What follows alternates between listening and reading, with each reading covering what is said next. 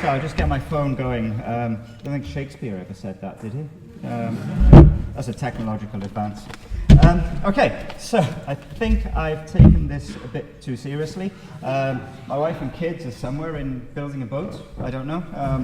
Perhaps not. But what I want to do today was, hold that up, was to talk to you about how the chemistry in specifics and how the Hamilton building in total can really save your life on this Liferaft. We're a periodic beer grill, if you like. So what I thought I'd do is rather talk about what you're going to do when you're on this Liferaft. How are you going to survive? What's the first thing you're going to do? Well, you're going to sail away, right? So you're sailing away on your boat. Where are you going to go? How do you know where you're going to go? Your mum's not going to tell you. Your dad's not going to tell you. What are you going to do? Look at Google? Maybe not. You're going to have to navigate by the stars. You're going to have to look up to the sky and see where they are. We can work out then from the stars where you're going. And from working out from the stars, if you can tell the time, you can work out where you are. And everybody here knows what a second is, right? This is bringing it back to proper science. A second is 9,192,631. 9,100,000. Maths was never my strong point. That's why. 9,192,631,770 cycles of radiation corresponding to the transition between two energy levels of cesium-133 atoms. Now that takes longer than 1 second to say, and I suspect Shakespeare never wrote that down. But without science, we wouldn't know what a second is. Therefore, we wouldn't know how GPS works. Therefore, we'll be stuck in the ocean. Now, which way are we going to go? Are we going to go west, or are we going to go east? If you go east, we're going to end up close to Sellafield.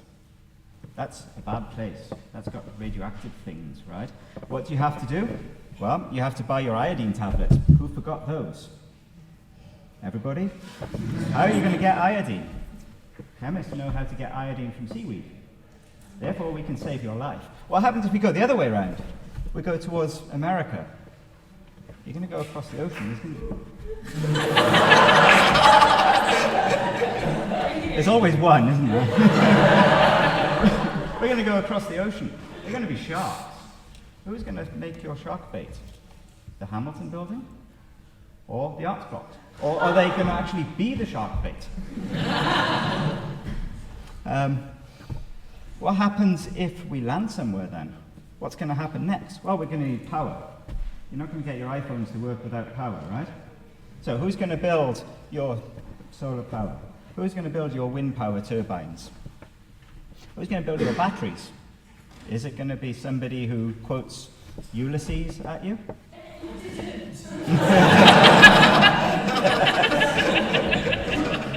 Or is it somebody that has some ideas about technology and how we can develop our basic fundamental understanding of how the world around us works to make our lives better?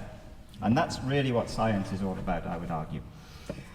Are we really going to burn dead dinosaurs that we dig up out of the ground? Or are we going to make changes for the better? Isn't that what science is all about? Making changes for the better. To make humanity a better place, rather than reading Ulysses. I'm just picking on you now because I've never read it either. What happens if we're going to make some shelter? What are we going to make it out of?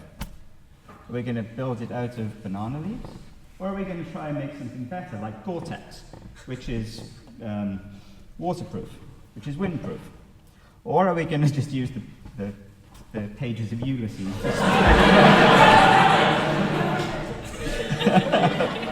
How are we going to get water? Because we're going to land on an island, so the biggest sources of water are going to be over there somewhere, which is the sea. Are you going to drink salt water? Probably better than reading Ulysses. Or are we going to get somebody who can design a way to take the water, or take the salt out of the water to allow us to live? What about fire? Because we're going to have to cook with something, right? Chemists love fires. Look up YouTube. Everybody loves fires. What about food? What are we going to eat? Banana leaves? I'm not going to say it. I'm not going to say it. Could we make fertilizers? Half of the world's supply comes from one chemical innovation, the Haber-Bosch process. Haber was a German who was, he's my favorite anti-hero in science completely. He was what you could probably describe as an arse of a man. So he found a way of combining nitrogen and hydrogen to make ammonia. At the time, in the 1900s, 1910s, there was a debate in the Royal Society in the UK, and they said that at this time we are facing a crisis. We cannot have enough food to survive or to help the growing population of the world. It sounds familiar, right? This was in 1910. Haber decided, or found a way of combining two gases from the air and making ammonia. Unfortunately, he also found a way of taking ammonia and making munitions for bombs. He was the first person that made chemical warfare possible. Okay? So if you're on an island with loads of people, there are going to be people you hate. You have to find a way of killing off those people that you hate. The Americans, for example. So you're going to need somebody who knows how to make chemical agents to kill people. Taking a bit of a dark turn, right? Fritz Haber actually worked for BASF, which is a German company, Badische Aniline und Soda Fabrik. He was a dye maker to start off with. So without chemistry, we wouldn't be able to make dyes for your clothes. So Professor Cox wouldn't be able to have those nice yellow socks that he's wearing. Or socks. Oh, yeah, okay, don't worry about that. So without dyes, you wouldn't be able to make the cravats and the nice floral shirts that our arts colleagues like to wear. The most important thing, we need something to drink. Without being able to be chemists, we can't distill alcohol. Have you ever tried mead? It's grim. You would not like to get drunk on mead for two reasons. You need to drink a lot and it gives you a terrible hangover. Not from personal experience at all. Completely unrelated to the fact of alcohol, we need to regenerate the world's population. We need medchem students. We need people who can design our drugs. We need people who can make Viagra. A lot of you need Viagra looking at you. I'm not winning the audience over here, am I? I think I've got the wrong end of the stick. Some of you may have a headache at that time, so you need paracetamol to help you out. Somebody, the man with the whip that's gone. What was the whip, by the way? It was a whip. Yeah, okay. So Joseph Lister, who was a chemist, he was actually a surgeon. He introduced carbolic acid as an antiseptic to his surgery in 1867. And what that did was drop the death rates from 45% to 15% in his surgery. Just by finding out that one thing. That tells you two things. Chemistry is really good, and he was probably a crap surgeon. And then we had the idea earlier of penicillin.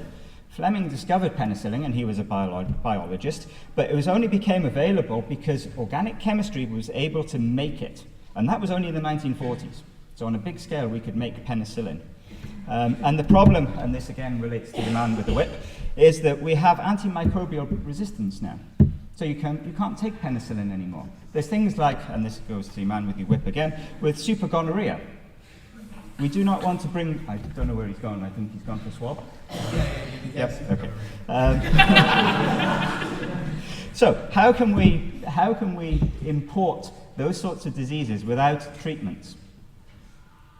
Isn't that making the same mistakes that people in the 1910s, 1920s made? DNA, understanding the structure of DNA has become really important for life in general. And without chemists and without scientists, we cannot use DNA structure to be able to personalize medication.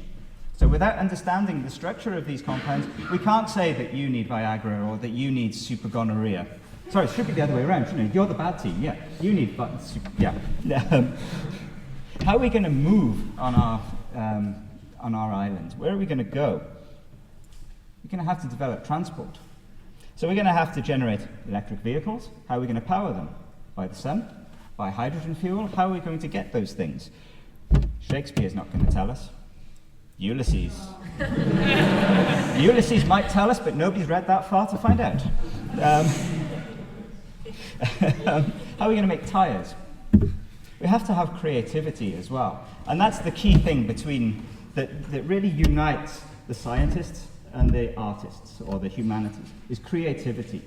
So we can be creative. On our raft, we can find ways to take all the plastics in the ocean and find a way to make something useful from them. We can be creative because we've had ages named after us. The Bronze Age, the Iron Age. We have a valley named after us in the Silicon Valley. Ulysses Valley? So I'd like to end just on a really kind of serious note, I guess. We've had this gentle ribbing between the science block and the Starbucks training academy over this side. On the basis that there's climate change, and that's the whole premise of this argument that we're having here. Climate change is real unless you're Donald Trump. Not picking on you again over there. How can scientists who have the ideas and who have the ability to communicate these really complicated ideas to scientists, how can we then translate that to people outside of Trinity? For that we need humanitarians. We need people who can do nuance and subtlety. We're the autistic people. They're the people who can describe stuff nicely in fancy words.